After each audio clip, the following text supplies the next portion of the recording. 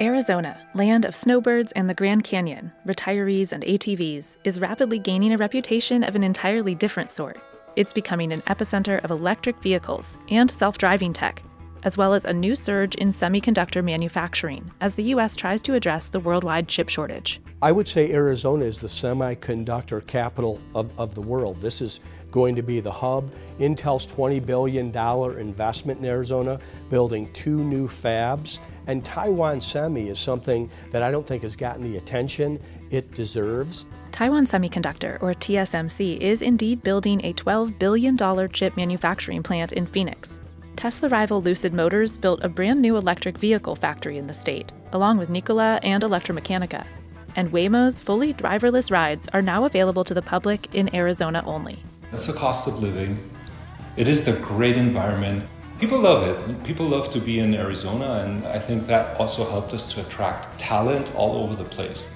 In 2020, Phoenix attracted more residents than any other U.S. city for the 4th year in a row.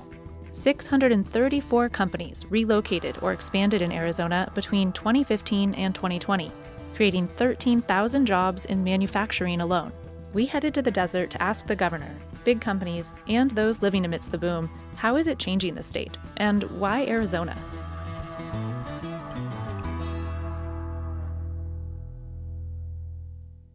The 6th largest state by area, Arizona first became well known when a major mine opened there in 1854, and copper mining remained its primary industry for nearly a century. Slow to grow, it became the 48th state in 1912 and didn't experience a population boom until after World War II, when air conditioning became widely available. Phoenix has been growing ever since, now surrounded by a vast sprawl of suburbs and agriculture. Everybody knows the 5 C's of Arizona: copper, cattle, cotton, climate, and citrus. I think you could add 2, maybe 3 additional C's. You've got chips, you've got electric cars, and you've always had construction as well. During World War II, GM started using about 4,000 acres outside Phoenix to test parts it supplied to U.S. Army tanks. Toyota, Ford, Chrysler, and others were all soon testing their cars on Arizona tracks too. Aerospace manufacturing has also been huge. Raytheon has made missiles in Tucson since the 50s and recently expanded there. Boeing has built its Apache helicopters in Mesa since the 80s. In 1969, Motorola kicked off another state trend when it began manufacturing semiconductor wafers at a factory in Mesa. But during the Great Recession, 300,000 Arizonans lost their jobs, and home values were down $100,000. So in 2011, the Arizona Commerce Authority was formed to attract new high-paying jobs.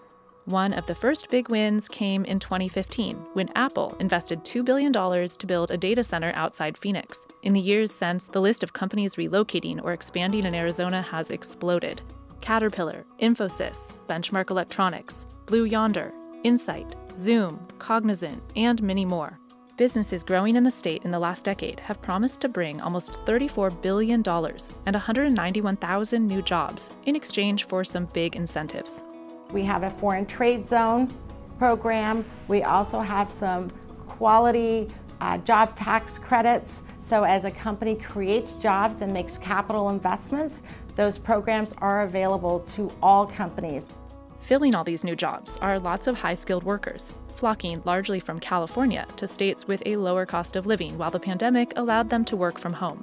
If I can work in Arizona, I can have twice the house, a newer house with a pool, the cost of living's cheaper, my taxes are cheaper, and I can telework.